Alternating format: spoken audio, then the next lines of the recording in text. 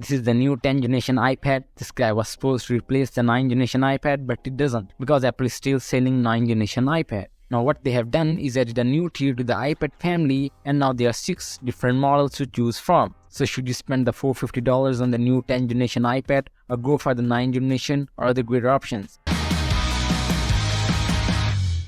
The 10th generation iPad brings it with Apple's updated and much more premium design, now in line with the Mini, the Air and the Pro, so they have been able to squeeze in a bigger 10.9-inch screen, not from 10.2. The home button is gone, so Touch ID now lives in the power button and the top, and at the bottom we now get USB instead of Lightning. It's reality that we need a double dongle, which you can get roughly for $9. It's a USB-C to Apple Pencil adapter, and this is how you charge the Apple Pencil with the new iPad. Why couldn't they just give us an Apple Pencil? Come on, it's a bit silly, but they do get an extra points for giving us this very nice braided cable and also the power adapter in the box. And speaking of connectivity, we do also now get Wi-Fi 6 and Bluetooth 5.2. We also now get stereo speakers, so your music videos and video calls all sound great. Around the back, this resembles the iPad Air so much that only noticeable difference is at the front, which is camera. Now what surprised me the most is how much better these cameras are.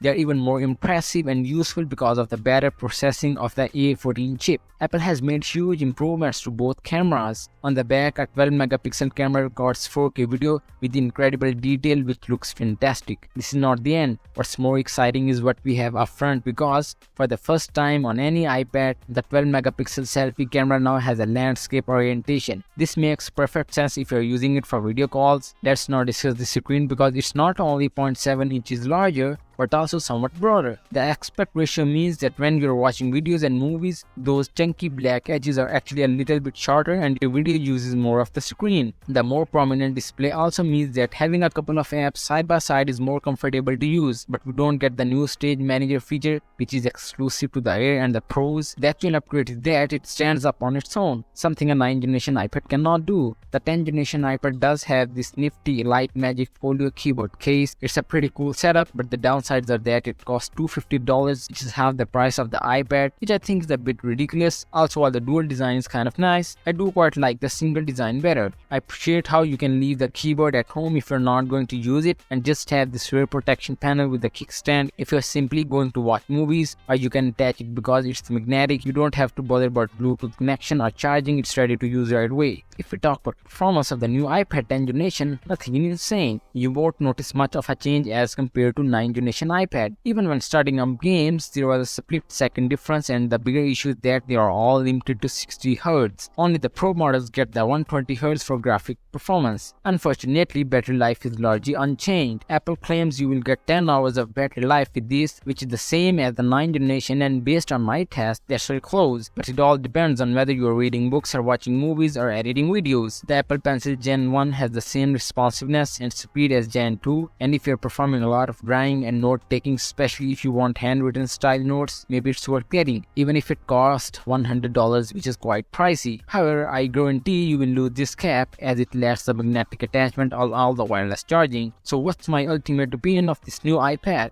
I think if you're using the tools that are more demanding, if you're performing more editing, or those who do a lot of video calls, then yes, 10th generation definitely worth it. However, for overall use like browsing the web, taking notes or watching Netflix, then I will say just stick with 9th generation iPad. Also, I believe the 9th generation is still worth taking into consideration because it costs $120 less at $329. All of these do, by the way, have the student and teacher discounts that are definitely worth looking into.